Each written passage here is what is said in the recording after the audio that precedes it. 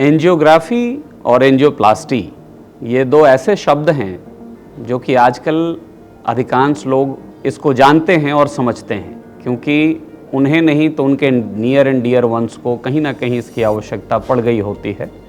और उन्हें ये समझ में आता है कि एंजियोग्राफी का मतलब होता है हार्ट की नलियों की जांच और एंजियोप्लास्टी का मतलब होता है हार्ट की नलियों की ब्लॉकेज को ठीक करना। एंजियोग्राफी एक प्रोसीजर है जिसको कि कैथ लैब यानी कि जहाँ पर कंटिन्यूअस एक्सरे की तरह की मशीन काम करती है और बहुत हाई रिजोल्यूशन में हम हार्ट की नलियों को देख पाते हैं। हाथ की नस से या पैर की नस से जा कर के हार्ट की नसों की पिक्चराइजेशन की जाती है और उसको रियल टाइम में बड़े से स्क्रीन पर देख लिया जाता है। अगर उसमें कहीं कोई ब्लॉकेज है तो उसको वायर डालकर और स्टेंट के द्वारा खोलकर ठीक किया जा सकता है, उसको एंजियोप्लास्टी कहते हैं। तो कहीं पर भी अगर कोई आदमी जिसको चेस्ट में पेन होता है, चलने पर पेन होता है जिसको एंजाइना कहते हैं, या कभी बैठे बैठे पेन होता है जिसको अनस्टेबल एंजाइना या एक्यूट कोरोनरी इनसफिशिएंसी कहते हैं, या कभी कभी उसको हार्ट अटैक हो जाता है जिसमें बहुत सीवियर पेन होता है, स्वेटिंग होती है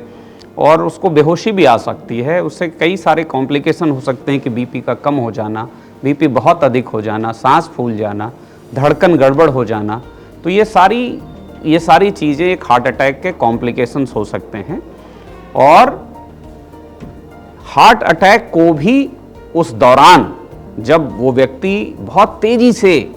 अपनी जान को खोने की ओर बढ़ रहा होता है,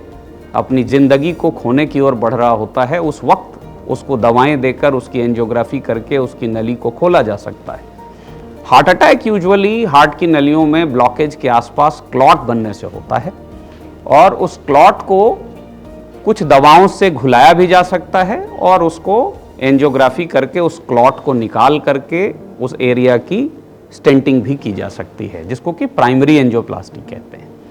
तो दोनों ही सिचुएशन में, एक एंजाइना के सिचुएशन में जहां ब्लॉकेजेस हैं मगर एक्यूट हार्ट अटैक नहीं है, क्लॉटिंग नहीं है, दूसरी तरफ जहां पर हार्ट अटैक हुआ है और उसमें क्लॉट बन गया है, नली एक्यूटली बंद हो गई है, पेशेंट बहुत सिक है, उन दोनों ही सिचुएशन में जब एंजियोग्राफी की जाती है तो कई बार वहां पर मल्टीपल वेसल्स में ब्लॉकेज मिलती है। जब मल्टीपल वेसल्स में ब्लॉकेज मिलती है तो हमें यह समझना पड़ता है कि क्या हम उसको स्टेंट से ठीक करें या उसको बाईपास सर्जरी के लिए भेजें। कुछ ऐसी सिचुएशंस होती हैं जहां पर बाईपास सर्जरी ही प्रेफरेबल होती है, कुछ ऐसी सिचुएशंस होती हैं जहां पर एंजियोप्लास्टी प्रेफरेबल होती है, कुछ ऐसी भी सिचुएशंस होती हैं जहां दोनों की जा सकती हैं। तो दोनों के प्रोज एंड कॉन्स को डिस्कस किया जाता है, जो कि कार्डियोलॉजिस्ट, कई बार कार्डियक सर्जन और कार्डियक एनेस्थेसियोलॉजिस्ट मिल करके पेशेंट और उसकी फैमिली से डिस्कस करते हैं कि इसका ये फ़ायदा है, इसका ये नुकसान हो सकता है। तो ये फ़ायदा नुकसान समझकर दोनों को बराबर तौल कर फिर एक डिसीजन लिया जाता है कि इनके लिए कौन सा ठीक है।